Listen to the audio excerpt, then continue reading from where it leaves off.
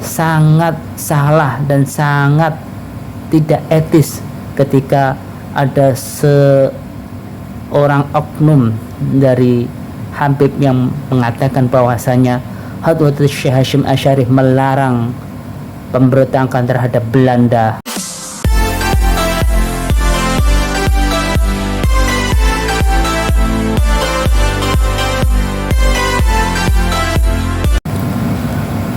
Fungsi Nahdlatul Ulama yang didirikan oleh Kiai Haji Hasyim Asy'ari dan para kiai lainnya bukan hanya sebagai organisasi keagamaan yang beraliran Sunni, namun lebih dari itu peran Nahdlatul Ulama untuk merebut kemerdekaan dan mempertahankannya tidak bisa dipandang sebelah mata.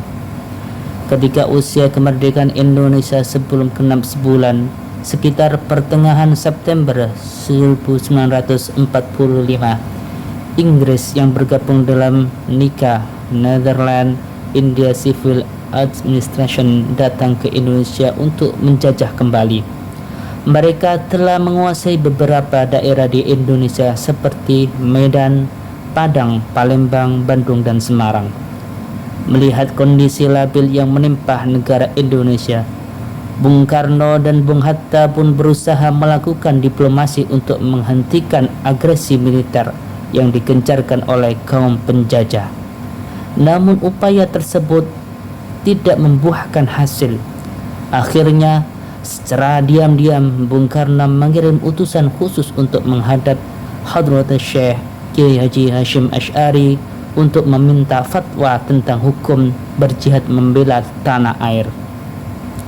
Menanggapi permintaan Bung Karno ini, Hadratus Syekh Kiai Haji Muhammad Hasyim Asy'ari memanggil Kiai Haji Wahab Hasbullah untuk diminta mengumpulkan tokoh-tokoh Nahdlatul Ulama se-Jawa dan Madura guna diajak bermusyawarah mengenai hukum membela tanah air.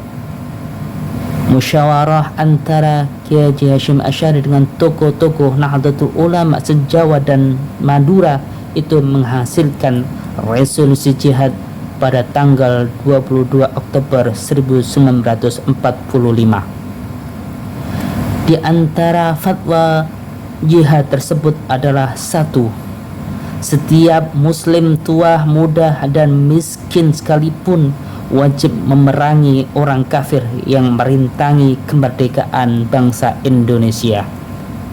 2. Pejuang yang mati dalam perang kemerdekaan layak disebut sebagai syuhada.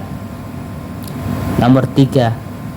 Warga Indonesia yang memihak penjajah dianggap sebagai pemecah belah persatuan nasional dan oleh karena itu harus dihukum mati.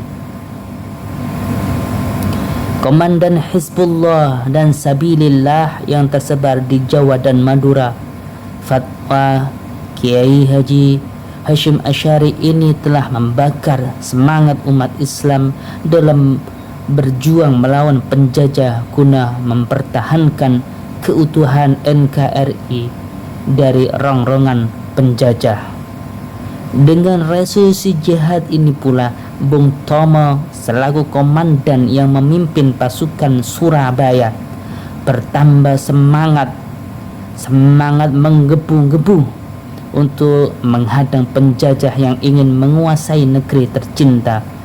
Dia berpidato dengan memekikkan takbir yang dahsyat sehingga terjadilah perang besar antara kaum penjajah dengan arek-arek santri Surabaya.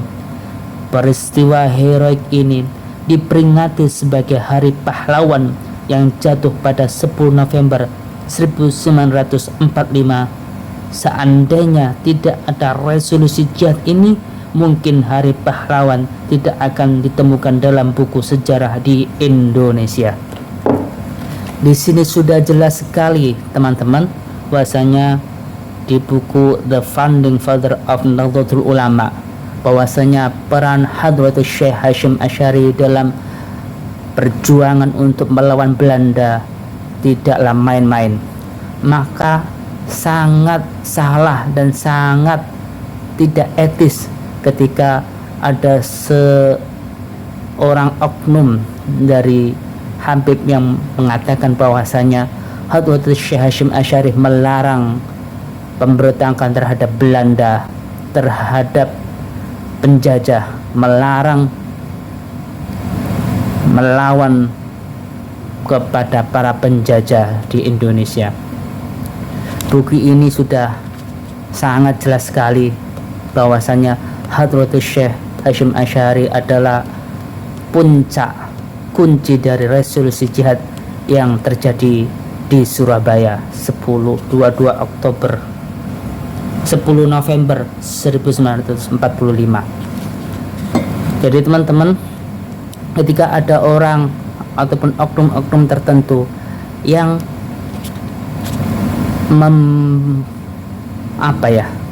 yang membuat statement yang tidak benar, janganlah dipercaya.